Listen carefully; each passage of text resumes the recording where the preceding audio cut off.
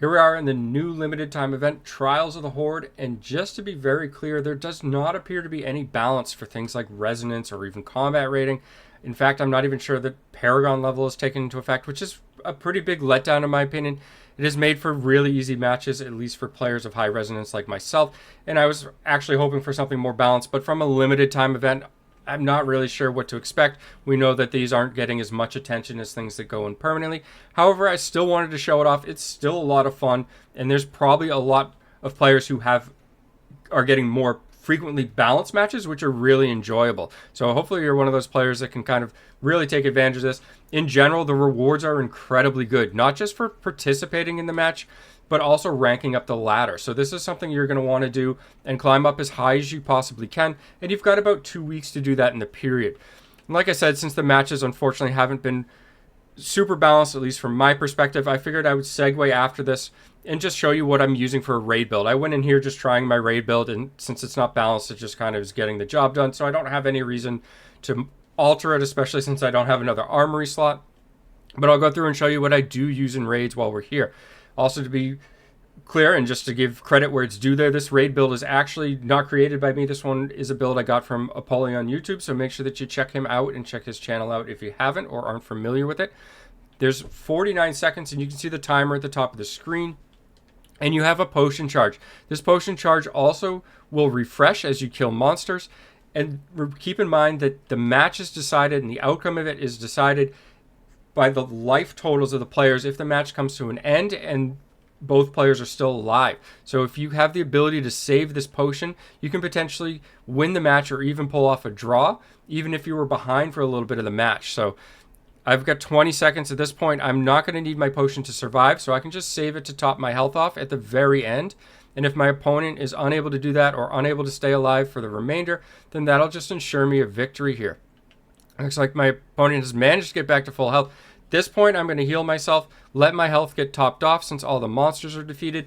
My opponent has done the same, and you can see how the outcome will become a draw here. So this is a way that if you can keep up with the monsters coming at you, even if your opponent has more resonance, you can still kind of climb up the ladder because you do in fact get points for a draw as well. And you'll see here that I am getting some points and continuing to climb up. So let's go ahead and take a look at the build itself that I'm using. And like I said, this is really catered towards the individual Helliquarry raids, but it seems to be pretty effective for this, at least if you have enough resonance to kind of AoE everything down. The build also has really good single target damage and damage over time components and so forth. Now the skills here, I believe Scorch is the weakest skill, to be honest, at least from my perspective. There's just nothing better to put here. When I run dungeons, I actually swap Scorch off and replace it with Teleport, just for some added mobility, and we'll talk about that at the end as well. So for the helm here, we are in fact using the Magma Scorch, which is called, can't think of the name off here, Fire Flurry. And this is going to hurl a ball of magma that bursts when it strikes an enemy, creating also a pool of magma. So this is just going to do some AoE damage. When you're doing a dungeon on the boss or a raid, you just throw it at the boss and let them sit in that continual damage. For the shoulders, we're running Shoulders of the Cataclysm to increase the meteor damage. Meteor still does a large amount of damage, so this additional damage you receive from this is very effective. For chest, we're running Allora's Fervor, and this gives you the Fire Nova, which does the most damage of all the Lightning Novas. For pants, we're running Novel Castigation, and this is going to just do additional damage to the Arcane Torrent. Just sends out extra missiles that seek the enemies. Obviously, it's good for the new mode. It's good for anything where there's one target, because all those additional missiles are just going to hit the same target. For weapons here, I'm running a combination of a weapon that buffs magic missile damage with Force of Heracus, and that's just going to allow us to do more damage with our single target. It's debatable. You might find better use from Electrocute, especially in the new game mode, and this is interchangeable. Obviously, you would put on a different essence that buffs Electrocute in this case. And for the second one, we are, of course, using Rift Carver. Rift Carver, a new essence. Arcane Torrent creates an orb above you that moves and follows you and does arcane missiles at random, essentially making Arcane Torrent what we know it as today. And this really reminds me a lot of the Demon Hunter essence, the Hunger, in which the class doesn't feel complete until you have the essence, right? You're really kind of not playing Wizard at this point unless you have Rift Carver, which is really unfortunate since we don't have a way to target farm, and the essence is so valuable to so many builds, right? You can essentially put Rift Carver on and make a build to farm, to do dungeons, to PvP, to do raids. In fact, you pretty much want Rift Carver for everything if you have the option, unless you just like to play something outside the box, which is of course fine as well.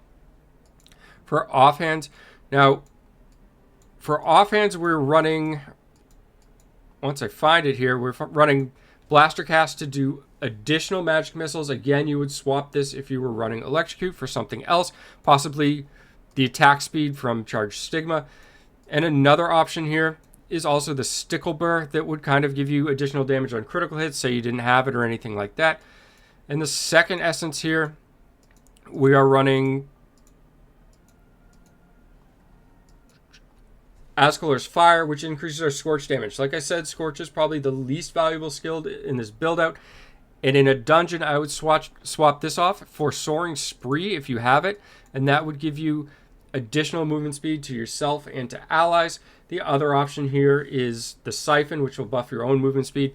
Soaring Spree, I just got this last night, but I've been told that this essence actually buffs your movement speed twice, once when it goes out and once when it returns, and obviously buffs your allies as well. So this would kind of make this essence preferable and basically would just outright replace the Siphon if this is in fact true. So keep an eye out for this essence and try it if you haven't in general. But like I said, if you're doing a dungeon, it would be something that you would want to swap in just to kind of buff your whole party there, especially with the short cooldown that Lightning Nova has. So I hope this gives you guys all a good look at the event. I recommend everybody gets in there and tries it, regardless of your resonance, regardless of your combat rating, regardless of your paragon level. Just the rewards are really good. You get participation rewards. It appears every single time you queue. So it alone is already better than spamming Battlegrounds, in which the rewards stop after 3 matches. This gives you something that you can do. You can queue at all times while this limited time event is active. And you also get additional really good rewards, including significant amounts of dust, right? I seem to be getting 10 plus dust every time I go up a ladder mark. In how high you can climb, well, that's going to kind of be a factor about your individual resonance and so forth. And overall, just kind of a big letdown to see that it's not balanced. I get it. It's a limited time event. They're not going to put as much effort and time into making things perfect. But the mode itself is incredibly fun. It's just monsters kind of swarming at you over and over. I actually wish that the Endless Defense was more similar to this, in which you and your party kind of stood in an arena like that, and the mobs just came more numerous over time, or more difficult over time, or even just more elite, so that you were dealing with more affixes.